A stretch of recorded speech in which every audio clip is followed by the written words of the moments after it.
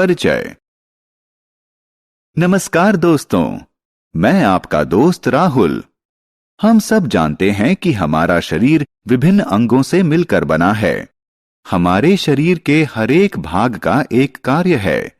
हमारे शरीर ही की तरह वनस्पतियों के शरीर के भी कई अंग होते हैं। आइए वनस्पतियों के विभिन्न अंगों और उनके कार्यों के बारे में विस्तार से जानें।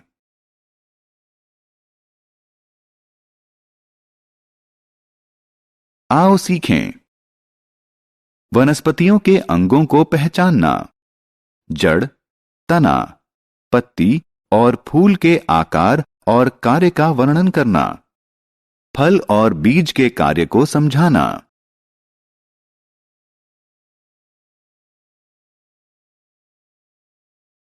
वनस्पति के अंग। प्यारे दोस्तों, जैसा कि हम अपने आसपास देख सकते हैं कि पेड़ पौधों के विभिन्न प्रकार होते हैं।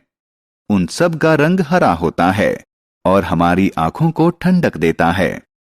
लेकिन क्या आपने किसी पौधे को बारीकी से देखा है?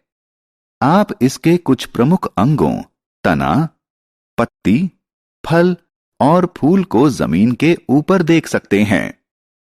लेकिन क्या आप जानते हैं कि इसके कुछ अंग जमीन के नीचे छिपे रहते हैं?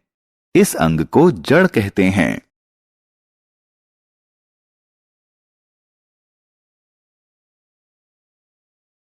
जड़ें। आइए अब पौधों के अंगों के बारे में विस्तार से जानें। शुरुआत जड़ से करते हैं। जड़ पौधे का गैर हरा भाग होता है जो जमीन के नीचे बढ़ता है। क्या आप जानते हैं कि जड़ मुख्यतः दो प्रकार की होती है, मूसला जड़ और रेशेदार जड़। लेकिन ये होती कैसी हैं?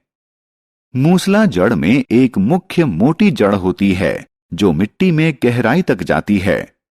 कई पतली और कमजोर जड़ें इस मुख्य जड़ से निकली होती हैं। मूसला जड़ मुख्यतः सेम, मटर और सरसों के पौधों में पाई जाती हैं। लेकिन रेशेदार जड़ में तने के अंत में एक समान आकार की कई जड़ें जुड़ी होती हैं, यानी मूसला जड़ की तरह कोई एक मुख्य जड़ नहीं होती। इस तरह की जड़ें घास और गेहूं में पाई जाती हैं।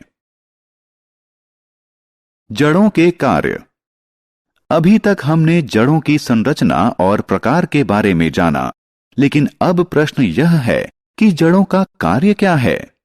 दोस्तों, असल में जड़ें पौधे को जमीन में मजबूती से टिकाए रखती हैं।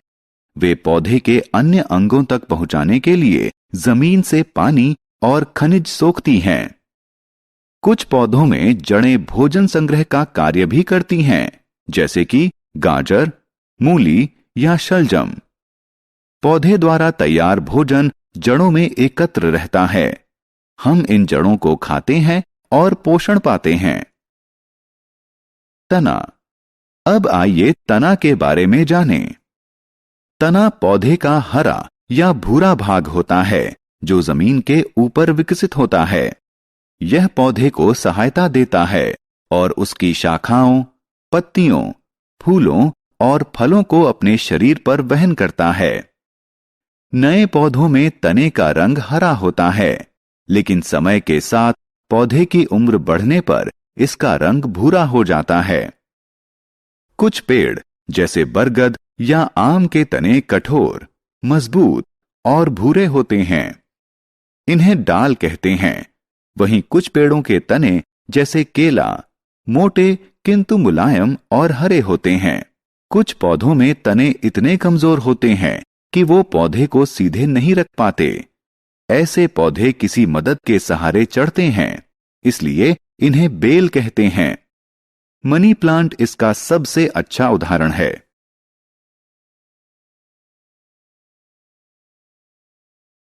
तने का कार्य। आइए अब पौधों में तने के मुख्य कार्य पर ध्यान दें। जड़ों में सोखा गया जल तने के माध्यम से पत्तियों तक पहुंचता है, जो कि फल बनाने के काम आता है। यह पत्तियों द्वारा बनाए गए भोजन को पौधे के सभी अंगों तक ले जाता है। कई बार पत्तियों द्वारा बनाया गया भोजन तने में ही संग्रहित होता है, जैसे कि गन्ना। इसके दूसरे उदाहरण आलू और प्याज हैं। हम इन तनों को खाते हैं और पोषण प्राप्त करते हैं। कुछ पौधों में भोजन तने में ही संग्रहित होता है।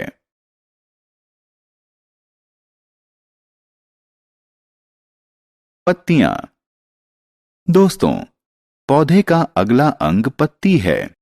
यह पौधे का हरा भाग होता है जो तने पर उगता है। पत्तियां अलग अलग प्रकार की होती हैं। कुछ गोल होती हैं, कुछ लंबी होती हैं और कुछ त्रिभुजाकार होती हैं। पत्ती के सतह को किनारा कहते हैं और ये किनारे भी अपने आकार ही की तरह अलग अलग प्रकार के होते हैं। कुछ के किनारे सीधे होते हैं और कुछ के असमान। पत्ती के चपटे भाग को पत्ती की लीफ ब्लेड कहते हैं। हर पत्ती के लीफ ब्लेड में एक मुख्य शिरा होती है और कई छोटी शिराएं इससे जुड़ी होती हैं। इन शिराओं के माध्यम से ही पानी पूरी पत्ती में पहुंचता है।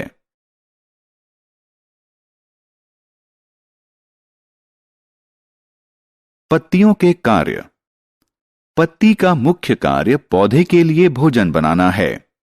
भोजन बनाने के लिए वे पानी, क्लोरोफिल, कार्बन डाइऑक्साइड और सूर्य के प्रकाश का उपयोग करती हैं। भोजन बनाने की इस विधि को प्रकाश संश्लेषण कहते हैं। इस प्रक्रिया में ऑक्सीजन का उत्सर्जन होता है। सभी सजीव प्राणियों को जीवित रहने के लिए ऑक्सीजन की जरूरत होती है। कुछ पौधे जैसे बंद गोभी और पुदीना अपनी पत्तियों में भोजन संग्रह करते हैं। हम पोषण पाने के लिए इन पत्तों को खाते हैं। फूल। दोस्तों, आइए अब हम पौधे के सबसे आकर्षक और सुंदर भाग फूल को हाईलाइट करें। वे विभिन्न रंगों के होते हैं।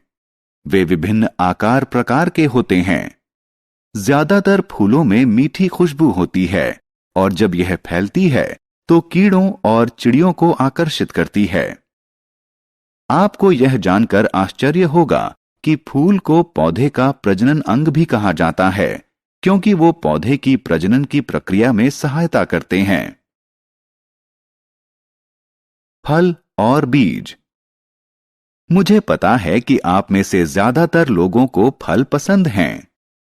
फल पौधे का रसदार भाग होता है। यह पौधे के फूल से उत्पन्न होता है। फल विभिन्न आकार प्रकार और रंग के होते हैं। फल स्वास्थ्य के लिए अच्छे होते हैं क्योंकि उनमें कई विटामिन होते हैं। दोस्तों, बीज फल के अंदर होते हैं।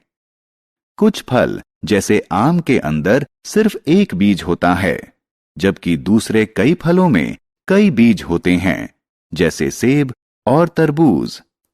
क्या आप जानते हैं कि नया पौधा बीज से ही जन्म लेता है? यह नवजात पौधे के लिए भोजन भी संचय करता है। जब बीज को पानी, हवा और अनुकूल तापमान मिलता है तो यह पनपना शुरू कर देता है और जल्द ही एक नए पौधे के रूप में बढ़ने लगता है। हमने क्या चर्चा की? पौधे के मुख्य अंग जड़, तना, पत्ती, फूल और फल हैं। तना, पत्ती, फूल और फल जमीन के ऊपर बढ़ते हैं और जड़ जमीन के नीचे बढ़ती है। जड़ पौधे को जमीन में मजबूती से टिकाए रखती है। वे पौधे के अन्य अंगों तक पहुंचाने के लिए जमीन से पानी और खनिज सोखती है। जड़ों से पत्तियों तक पानी तने के माध्यम से जाता है। कुछ पौधों में तने भी भोजन एकत्रित करते हैं। पत्तियां पानी, क्लोरोफिल, कार्बन डाइऑक्साइड और सूर्य के प्रकाश की उपस्थिति में पौधे के लिए भोजन बनाती हैं। फूलों को पौधे का प्रजनन अंग भी कहते हैं, क्योंकि वे पौधे के प्रजनन में सहयोग करते हैं। फल पौधे का रसदार भाग होता है। यह पौधे के फूल से उत्पन्न होता है। फल के भीतर बीज होते हैं। बीज से नया पौधा विकसित होता है।